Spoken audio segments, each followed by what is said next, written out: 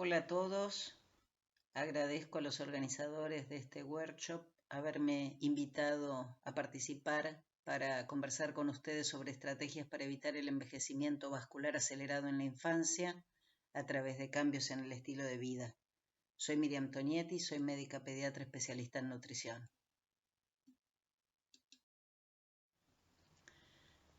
Las bases fundacionales para alcanzar una buena salud cardiovascular a lo largo de toda la vida se establecen en los primeros años de la vida. No cabe ninguna duda que el principal factor que determina el envejecimiento vascular es la edad. Y por esto,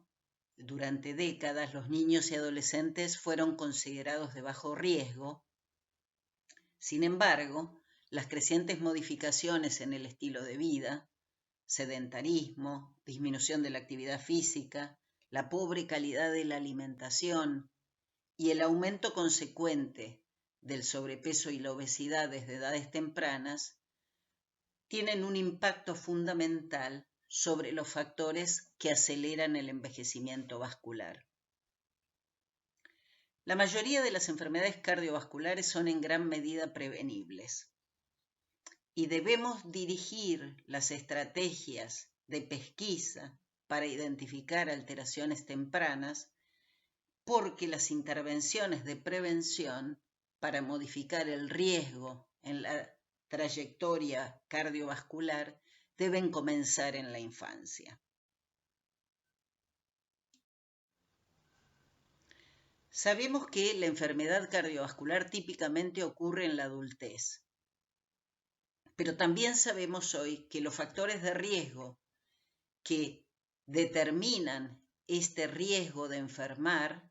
están determinados por conductas que se adquieren en la infancia y en la adolescencia, como los hábitos alimentarios y el tabaco. En las últimas décadas los niños han adquirido estilos de vida poco saludables y como consecuencia de ello han desarrollado factores de riesgo de enfermedad cardiovascular y stroke, como la diabetes, como la obesidad, como las dietas de pobre calidad, como las tasas de inactividad y el tabaco a una alarmantemente temprana edad. Según la OMS, globalmente, el 64% de los niños del mundo son inactivos y consumen demasiadas calorías en relación al gasto energético. 1 de cada 4 niños fuman y el primer cigarrillo es experimentado antes de los 10 años de edad. Quiero compartir con ustedes lo que me parece muy gráfico para entender el desarrollo de las enfermedades crónicas no transmisibles y que se explican claramente a través de la teoría del curso de la vida. Como dije previamente, las enfermedades cardiovasculares aparecen en la adultez. Sin embargo, pesquisar a un adulto con riesgo cardiovascular puede ser demasiado tarde como para reducir el riesgo y las intervenciones de los adultos afectados producen un efecto limitado, bajando la trayectoria de riesgo en muy poca cantidad. Sin embargo, debido a la gran plasticidad que ocurre en los primeros años de la vida desde el momento de la concepción y el desarrollo temprano de biomarcadores de riesgo, permiten que intervenir en la madre durante preconcepcional y durante la gestación, el niño pequeñito en los primeros tiempos de la vida y hasta la adolescencia, esa intervención temprana puede hacer que descienda la trayectoria de riesgo, produciendo mucho mayor efecto a lo largo del curso de la vida para prevenir el desarrollo de las enfermedades crónicas. Fíjense en este trabajo que muestra cómo se puede predecir el riesgo a lo largo de la vida de la enfermedad cardiovascular determinado por la carga de factores de riesgo a los 50 años de edad. Estos son participantes del estudio Framingham, que estaban libres de enfermedad cardiovascular a los 50 años, y se definió que cumplían con factores de riesgo óptimo aquellos que tenían colesterol menos de 180, niveles de tensión arterial menores de 120 y 80, no eran fumadores y no tenían diabetes. Y se observa claramente, tanto para varones como mujeres, que la ausencia de factor de riesgo a los 50 años está asociado con muy bajo riesgo cardiovascular y mucha más prolongada sobrevida a los 75 y 95 años. Mientras que agregando al menos un factor de riesgo no óptimo, aumenta el riesgo de desarrollo de enfermedad cardiovascular notablemente en un 36%. Entonces, claramente, los esfuerzos de prevención deben comenzar temprano, ya que aún un único factor de riesgo está asociado con un aumento sustancial del riesgo para el desarrollo de enfermedad cardiovascular y marcadamente más breve sobrevida, lo que implica empezar a intervenir antes de la instalación de los factores de riesgo. Este es otro trabajo comunitario que comenzó en el 2003, se llama HeartScore, que es un estudio birracial en la que la media de edad de los participantes es alrededor de los 60 años. De ellos,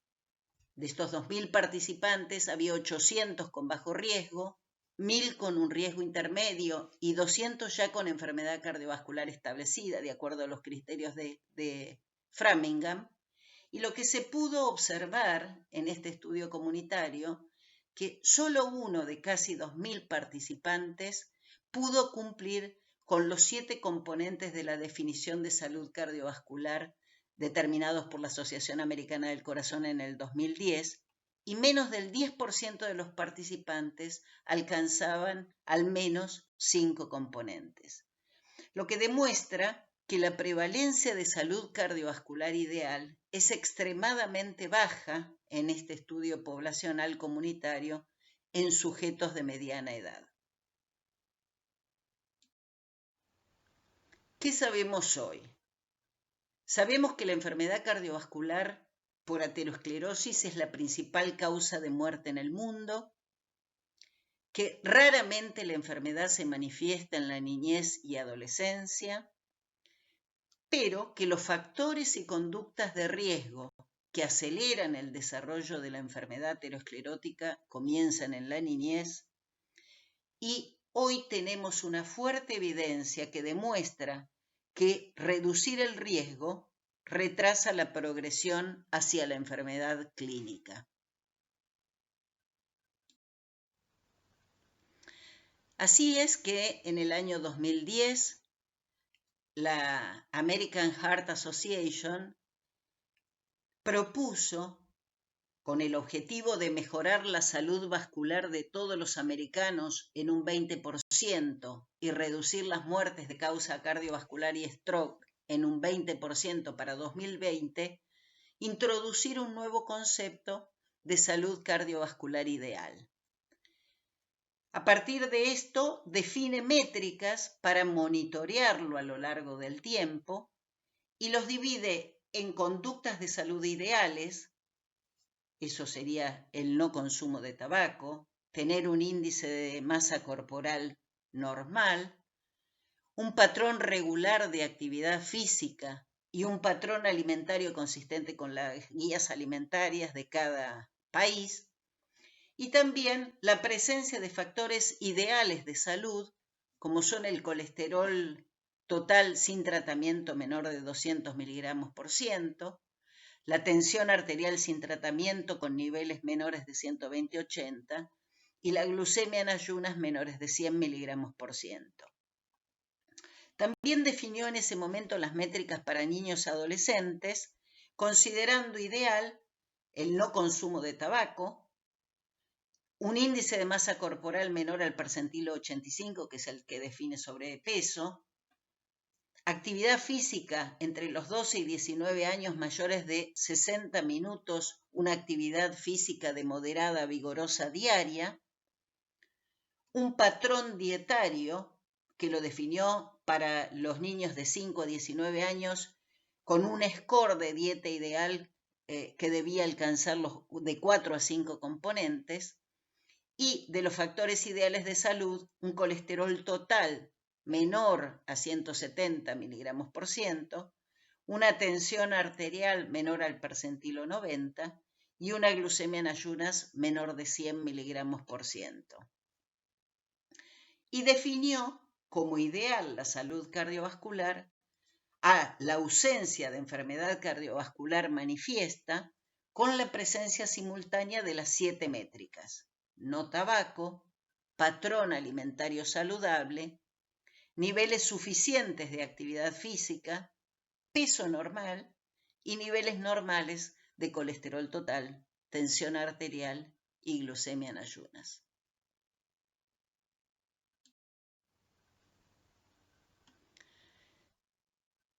Este es el resumen de las métricas de la American Heart Association para definir salud cardiovascular ideal en menores de 20 años. Y vamos a abordar algunos de estos componentes de estas métricas, analizarlos para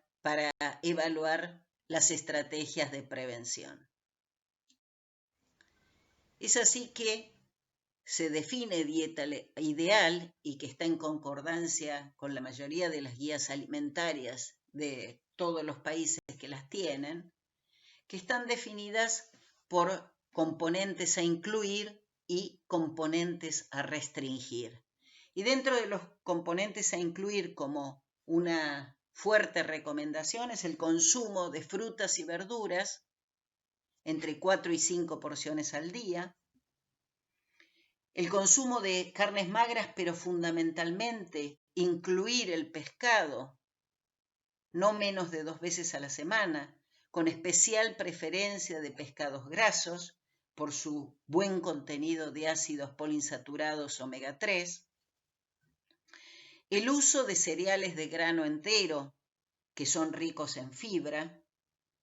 y restringir su consumo a 3 porciones al día, y controlar el aporte de sodio a menos de 1.500 miligramos por día y de bebidas azucaradas, incluyendo las colas y los jugos, a no más de 1 lata o 36 onzas por semana, que son equivalentes. Todos los estudios poblacionales de la literatura muestran que la métrica que menos se alcanza es la de la dieta. En niños hay solo 2 estudios de intervención a través de modificaciones en los patrones dietarios que fueron originalmente pensados para disminuir el riesgo cardiovascular en relación al consumo lipídico. Son el STRIP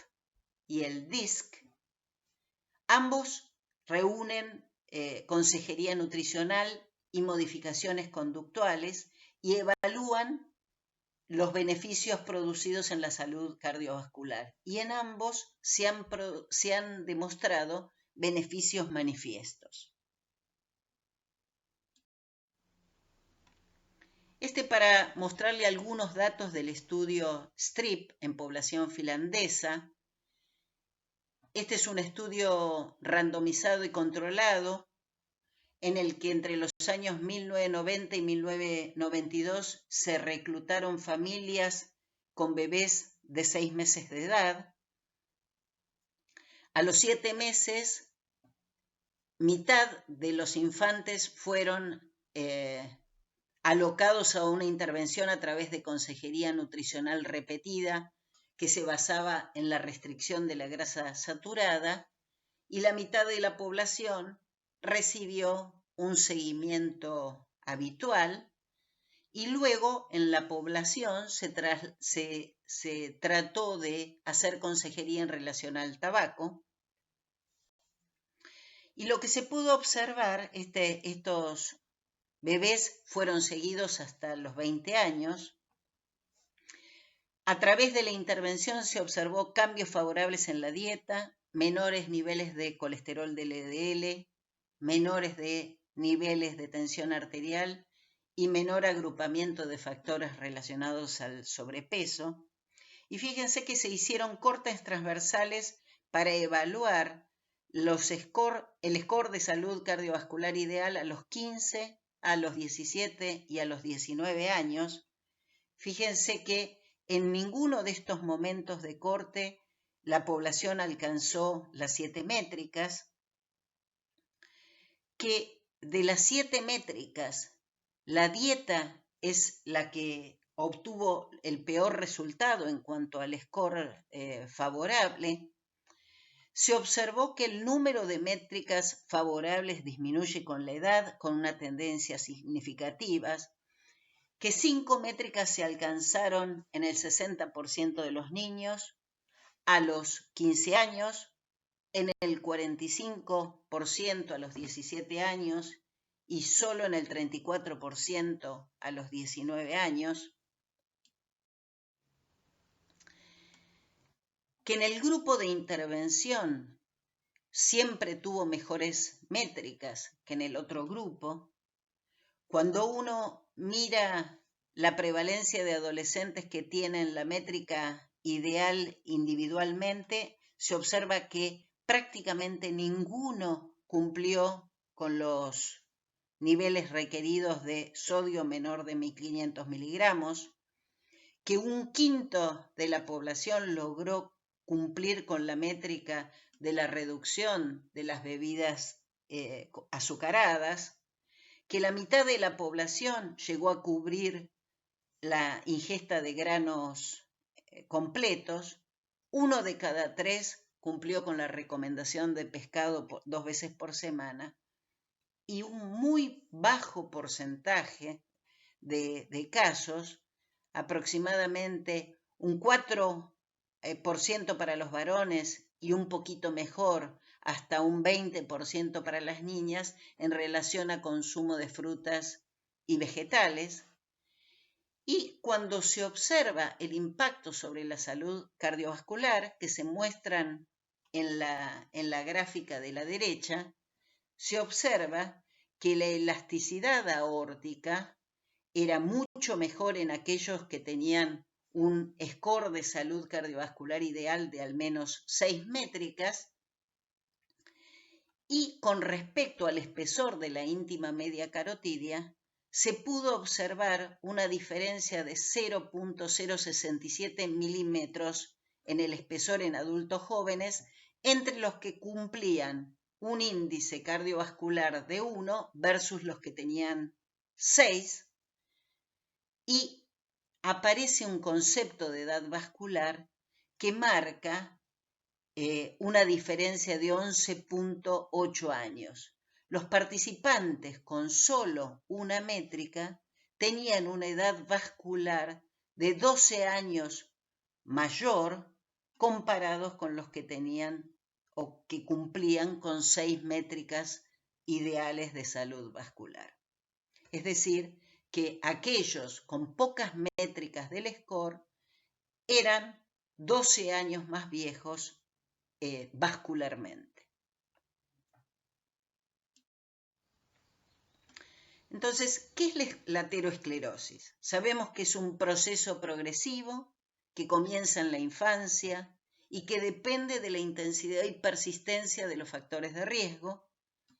que la progresión aumenta principalmente por la alteración en los lípidos y la severidad de la alteración,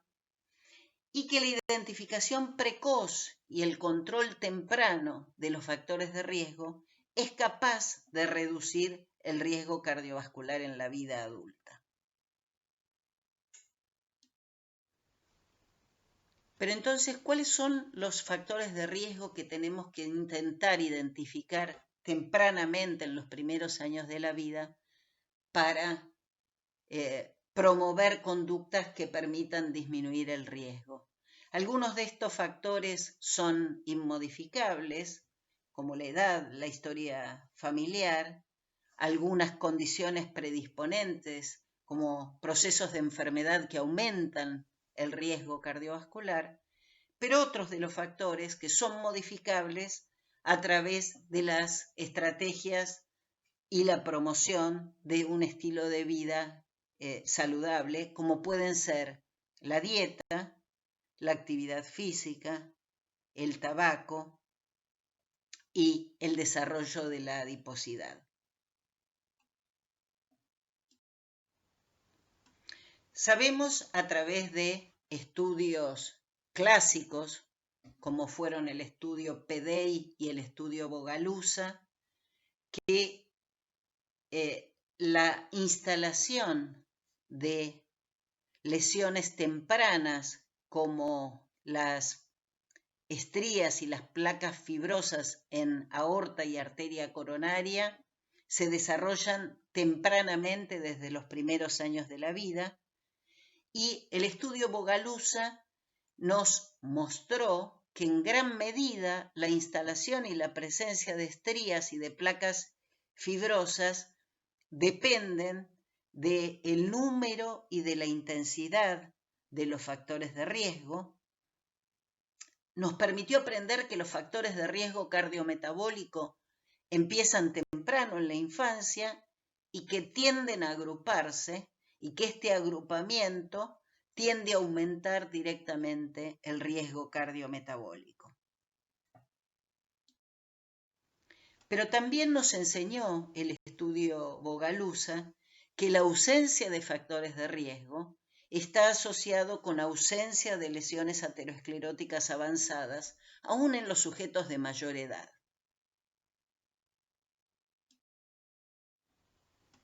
¿Cuál es el rol de la adiposidad como factor de riesgo? Sabemos que la ganancia excesiva de peso y el desarrollo de obesidad en la infancia aceleran el desarrollo de factores de riesgo cardiometabólicos, con la consecuente pérdida de la salud cardiovascular.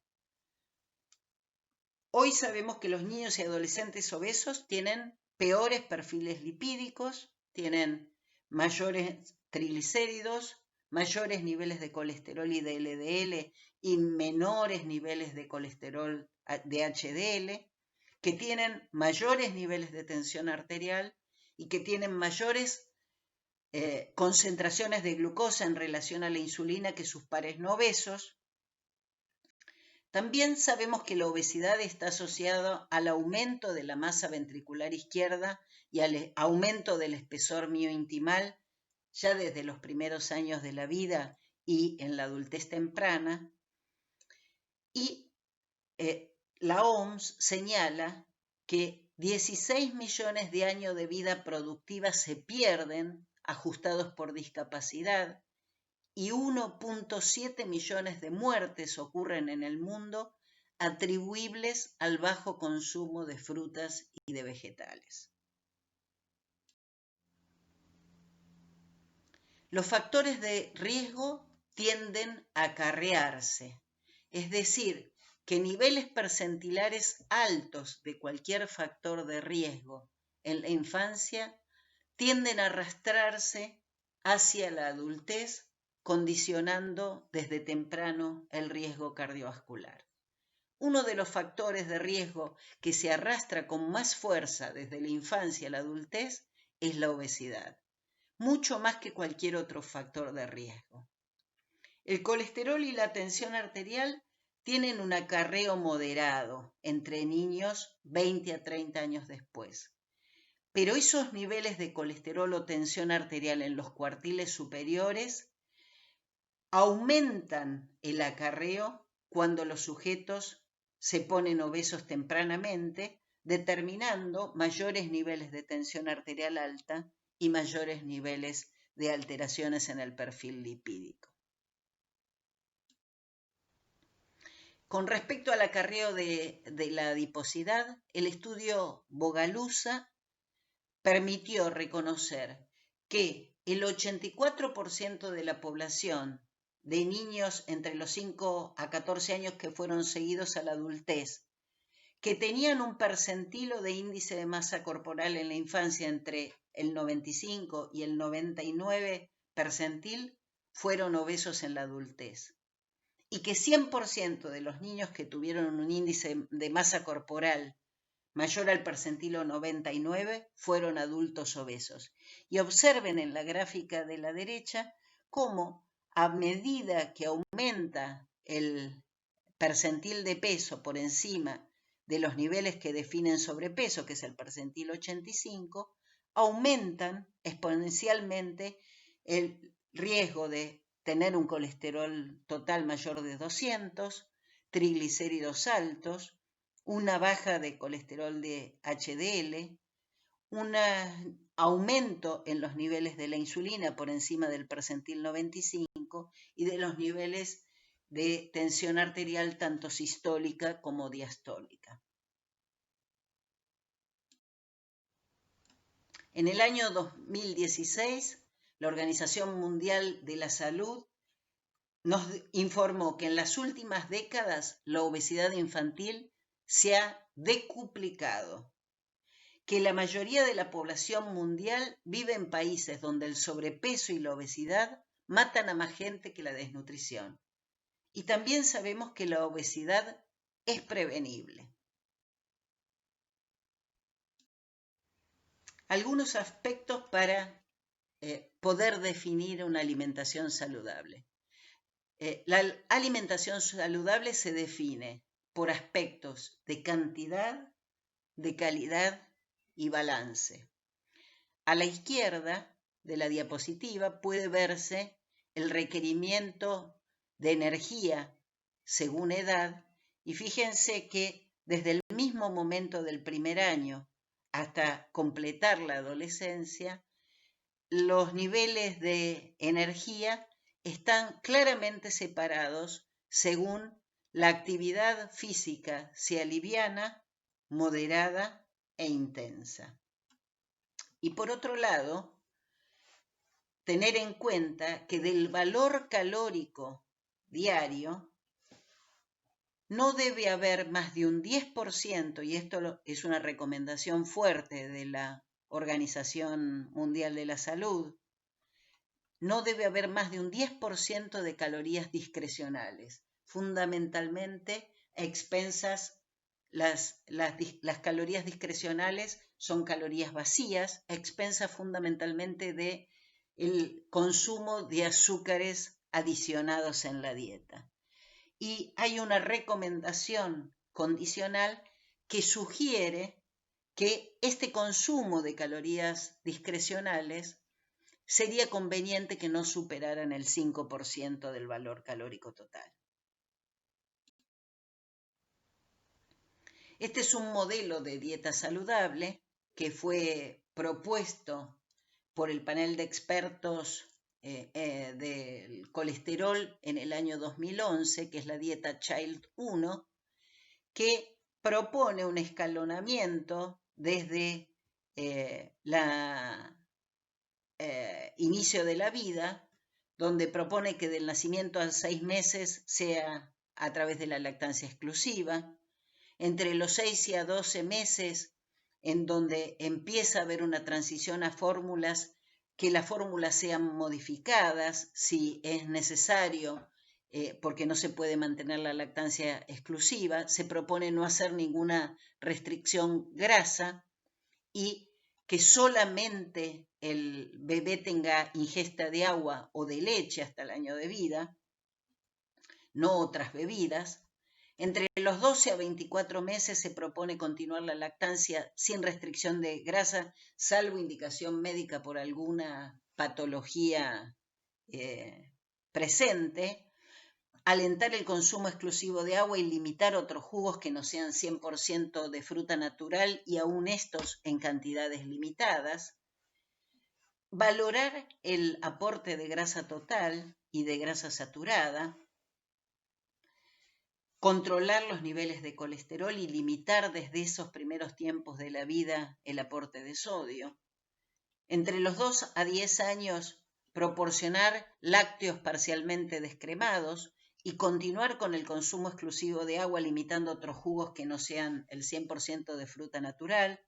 con una restricción un poquito mayor de la grasa total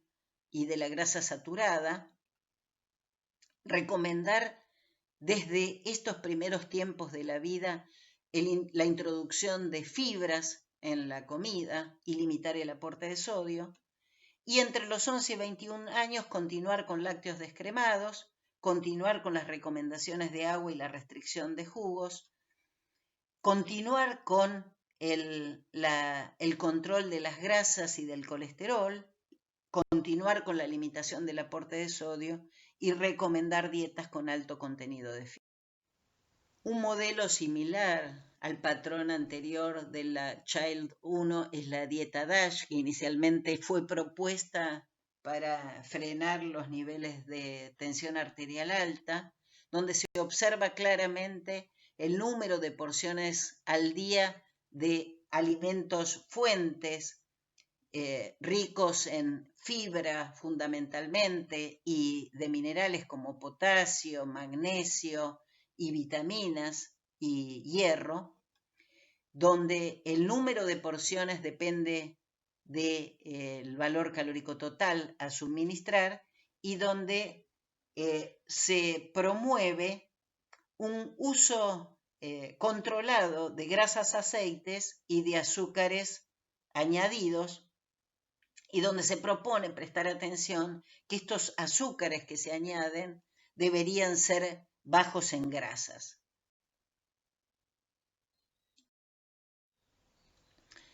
Independientemente del modelo de gráfica que el país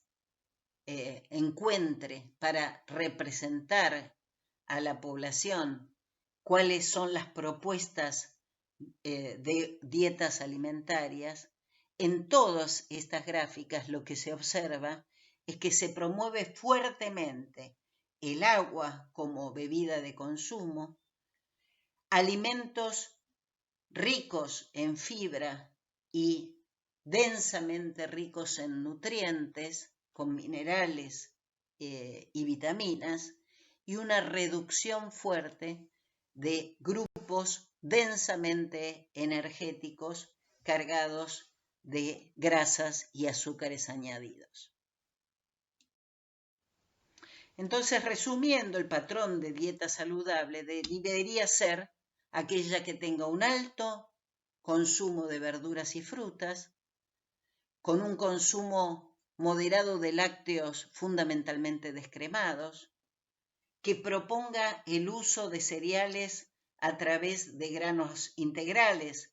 reduciendo el consumo de harinas refinadas, que se introduzca el consumo de pescados,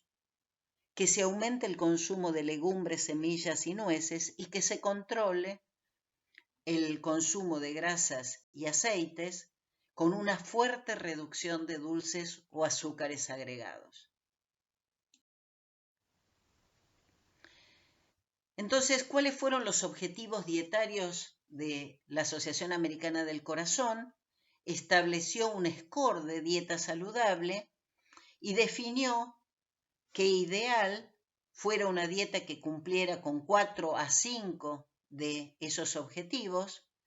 Define como un score dietario intermedio 2 a 3 objetivos cumplidos y define un score de dieta pobre cuando se alcanza solamente menos de 2 de los objetivos dietarios. En base a este score de dieta saludable, les muestro las tendencias en promedio, resultados de la encuesta de nutrición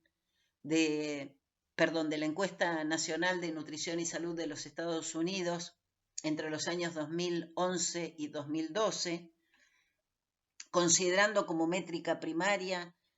el consumo de frutas y vegetales, cereales de grano entero, pescados y la limitación de azúcares a través de jugos y gaseosas y de sodio. Esto está representado en la línea azul.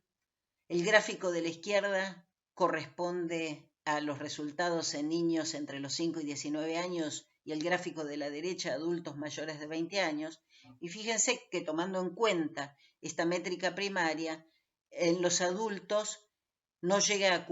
alcanzar un 45% de la población que alcanza esta métrica primaria, pero a los niños les va mucho peor porque no llegan al 40% a alcanzar esta métrica primaria de consumo. Y cuando miramos en el transcurso de los años entre el 2003 al 2012, si bien hubo una disminución de la población infantil que tiene niveles de dieta pobre, fíjense que más de la mitad de los niños alcanzan esta calificación, no llegan a cubrir 2 métricas de esta tabla primaria y menos de un 1% alcanzan el nivel de ideal, que es el 80% de adherencia a un patrón de dieta saludable. Entonces, en este trabajo del 2016, la conclusión de los autores es que comparados con las otras 6 categorías de factores para salud cardiovascular ideal, las peores puntuaciones en los niños son para dieta saludable. Más niños que adultos están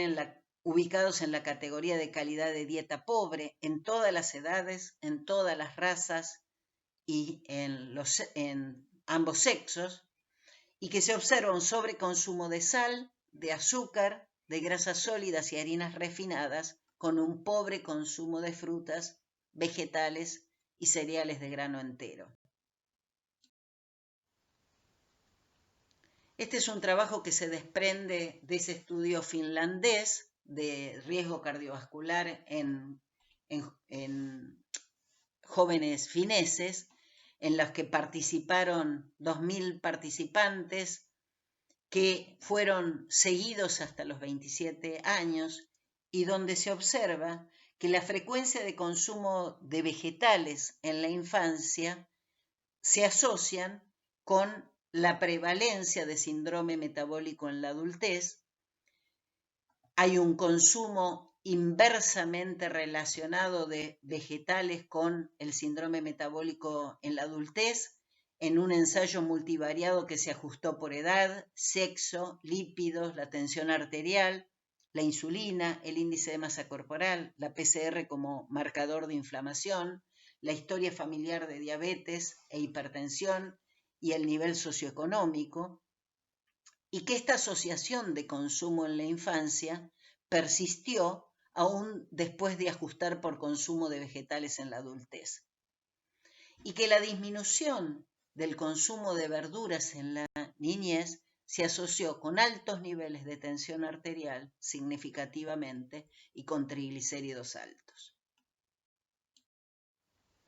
¿Qué pasa en nuestra población? Estos son resultados de la encuesta nacional de nutrición y salud, la primera encuesta que el Ministerio de Salud publicó en el año 2012, donde se observa cuál es el patrón de consumo de alimentos en niños menores de 2 años. Fíjense que el alimento consumido por más cantidad fue el azúcar, seguido por papa y pan. En la categoría de cereales y derivados, las harinas refinadas fueron las que encabezaron las frecuencias de consumo, que la verdura más consumida fue la papa, y que en el rubro de las frutas, la única fruta más consumida fue la banana, y esto es un dato interesante, fueron menos niños los que consumieron esa fruta que los que ingirieron gaseosas. Y estamos hablando en población de menos de 2 años. ¿Y qué pasa con niños de 2 a 5 años? Se observó gran similitud en el listado de los 20 alimentos más consumidos entre los menores de 2 años y los niños de 2 a 5 años, demostrando que no hay cambios marcados en patrones de selección de alimentos en niños preescolares. Y un dato es que se observó un aumento notorio en el consumo de gaseosas, que aumentó de un 21%, pero fíjense qué porcentaje alto en niños menores de 2 años, a 35% en niños de 2 a 5 años, y que no se observaron frutas dentro de los 20 alimentos más consumidos. Este patrón se repitió en el grupo de mujeres, como en otros grupos etarios. La lista es encabezada por azúcar y pan francés. Entre los vegetales se repiten como los más consumidas la papa, la cebolla. No hay ninguna fruta dentro del grupo de los 20 alimentos más consumidos. Que las gaseosas y jugos fueron consumidos por una gran cantidad de individuos y que en el grupo de cereales y derivados fueron predominio de las harinas refinadas. En resumen de estos datos, muestra que todos los grupos etarios consumen alimentos semejantes, que las gaseosas y los jugos artificiales están presentes en la alimentación desde temprana edad, que el consumo de vegetales es muy poco variado y que hay poca relevancia del consumo de frutas.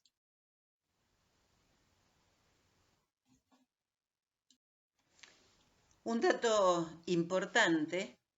es que la frecuencia de consumo se modificó según los niveles económicos por quintiles. Sin embargo,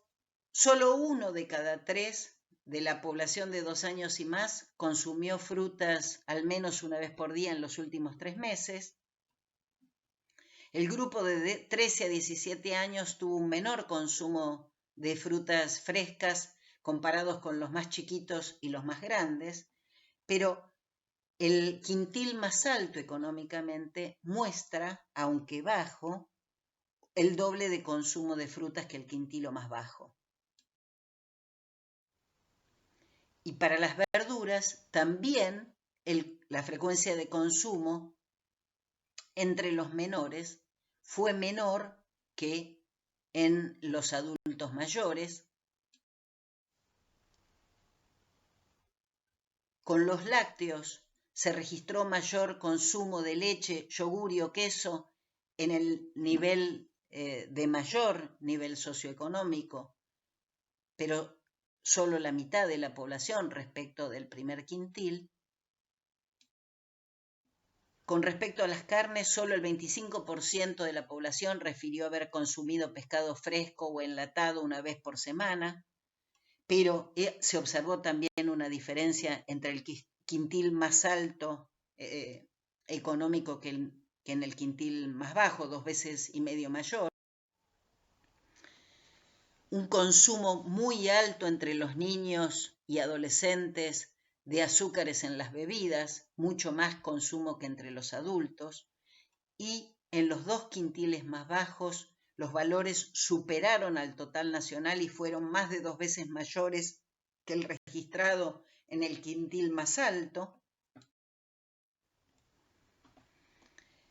Que el consumo de golosinas en el grupo de 2 a 12 años tuvo casi el doble de consumo con respecto al consumo en la población adulta. Que el consumo de snacks en niños entre 2 a 12 años triplicó al consumo de los adultos y que en el quintil más bajo de ingresos hubo un consumo de productos de copetín 2 veces más altos que en el quintil más alto. Y que tomando el consumo de golosinas, que comprende azúcares más grasas, en los grupos etarios de niños más pequeños tuvo un mayor porcentaje de frecuencia de consumos con respecto a la población adulta. En resumen, el consumo diario de alimentos saludables es significativamente mejor en los grupos de niveles educativos bajos y de menores ingresos. Los alimentos no recomendados se consumen más frecuentemente en los grupos en situación de mayor vulnerabilidad,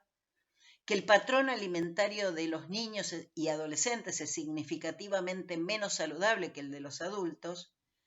y que ellos consumen un 40% más de bebidas azucaradas, el doble de productos de pastelería o de copetín y el triple de golosinas respecto de los adultos.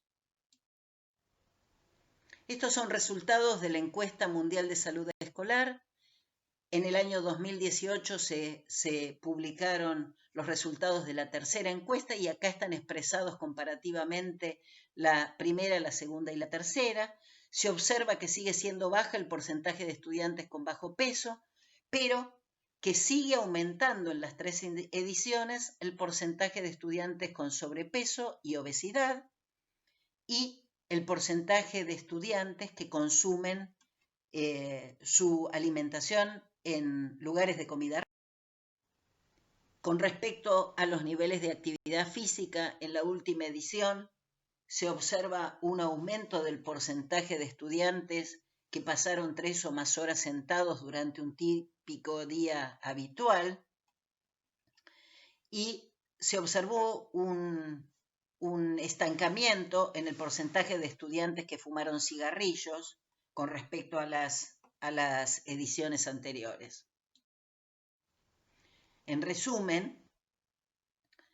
con respecto al sobrepeso y obesidad, 30% de los estudiantes tienen sobrepeso entre los 13 y 17 años y un 7.4% obesidad,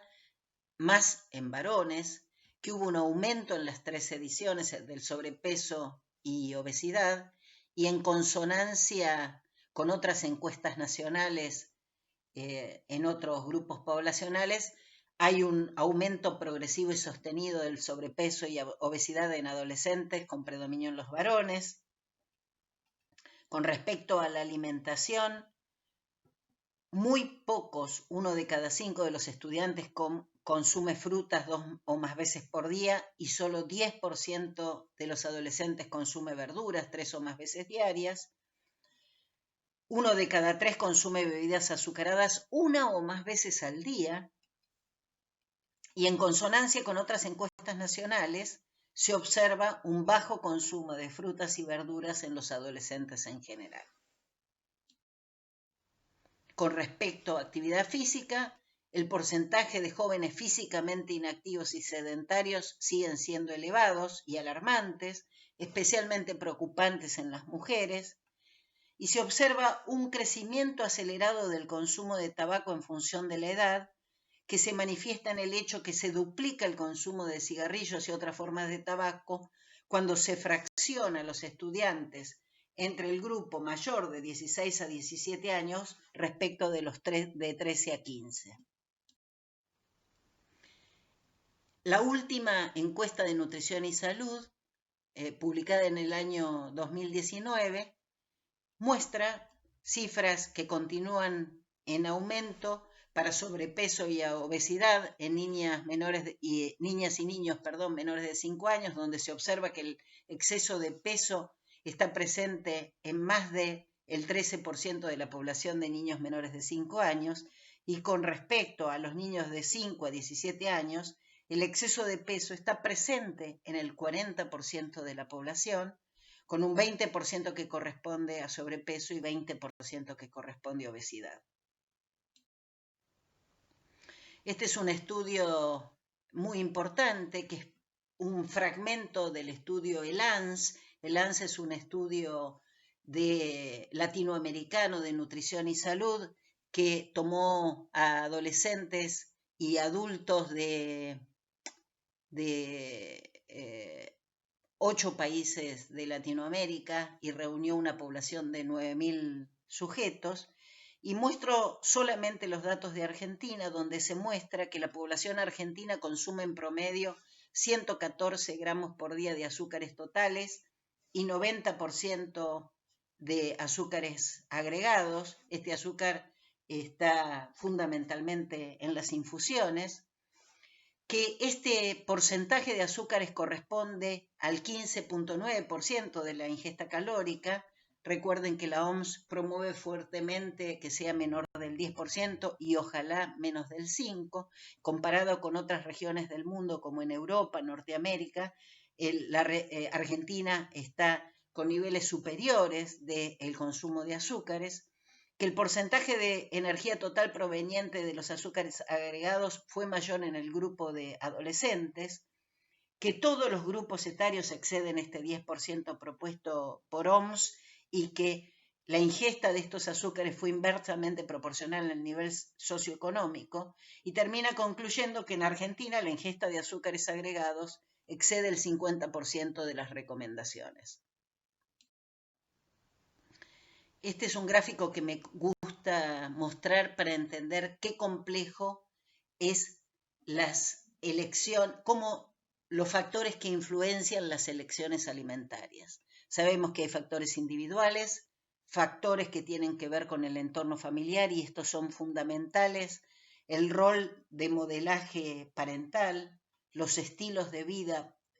alentados por los padres, la disponibilidad de alimentos, y acá lo vimos claramente en los resultados de las encuestas, los hábitos culturales, pero es muy importante también el microambiente en el que se desenvuelve el chico, la comunidad local, la escuela,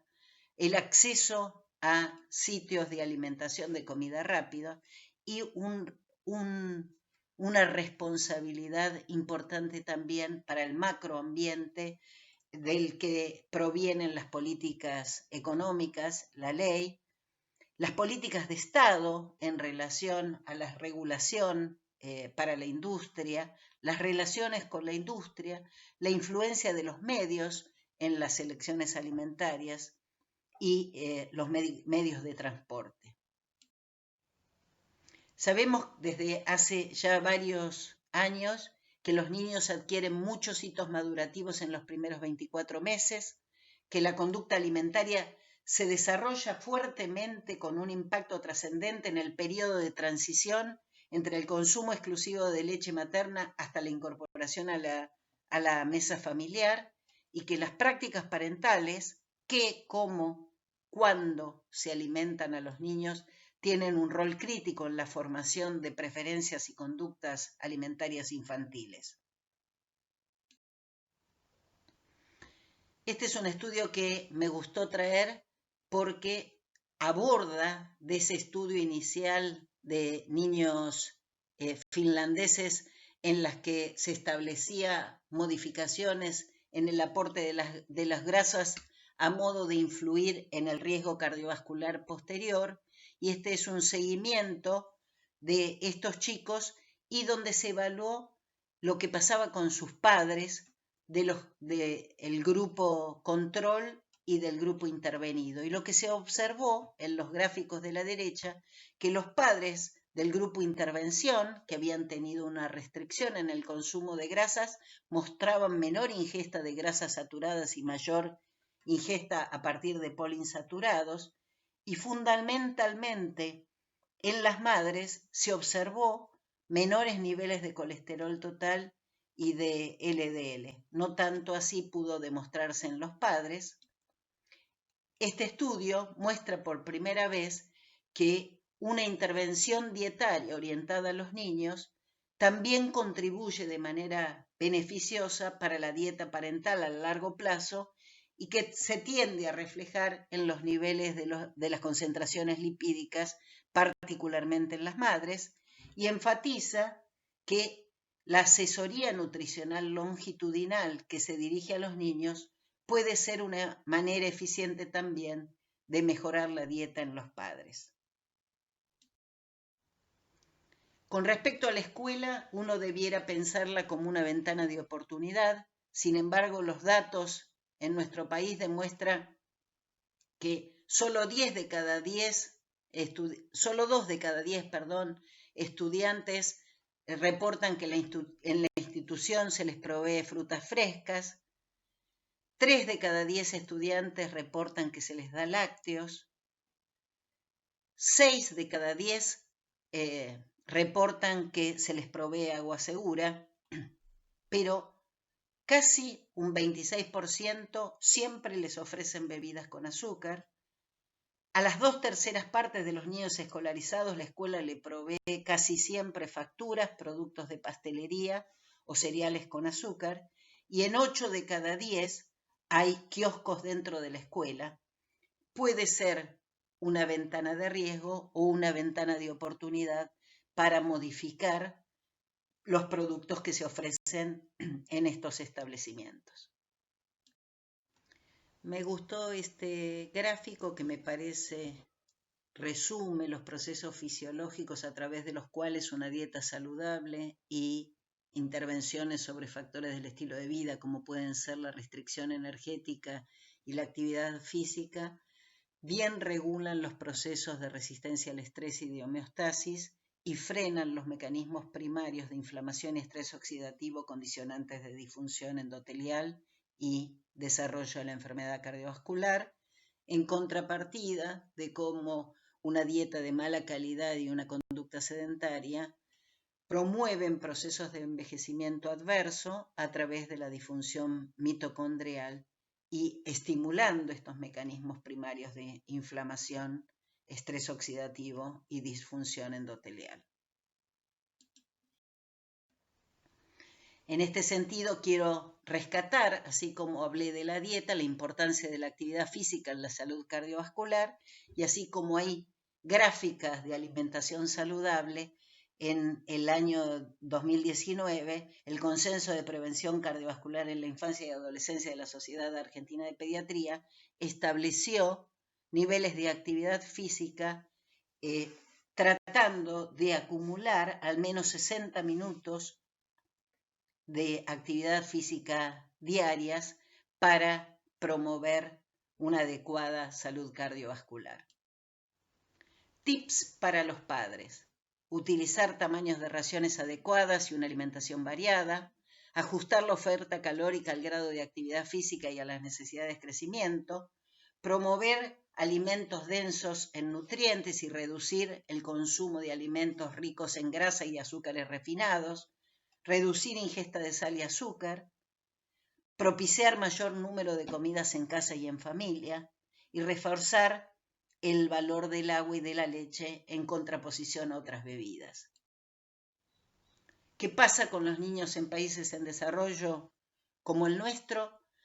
Muchos de los países de bajos y medianos ingresos enfrentan la doble carga de enfermedad nutricional. Los niños en estos países son más vulnerables a la mala nutrición prenatal y en la infancia y están expuestos desde temprano a una alimentación alta en grasa, alta en azúcar, alta en sal, densamente energética y de baja densidad de nutrientes, que suele ser más barata, pero de menor calidad nutricional, y estos patrones alimentarios resultan en fuertes incrementos en tasas de obesidad infantil. Como conclusión, quiero decir que el proceso de aterosclerosis y envejecimiento vascular se inicia en la infancia, que los hábitos y conductas se forman en la infancia, que es un periodo crítico en el que un estilo de vida saludable es fundamental para mantener el crecimiento óptimo y asegurar un futuro saludable, que la prevención de la enfermedad cardiovascular a través de cambios en la dieta y el estilo de vida es fuertemente recomendado en los adultos, pero que sin embargo la estrategia más costo efectiva para mantener una salud cardiovascular ideal a lo largo del ciclo vital es la prevención primordial, que consiste en evitar la instalación de factores de riesgo desde los primeros momentos de la vida. Muchas gracias.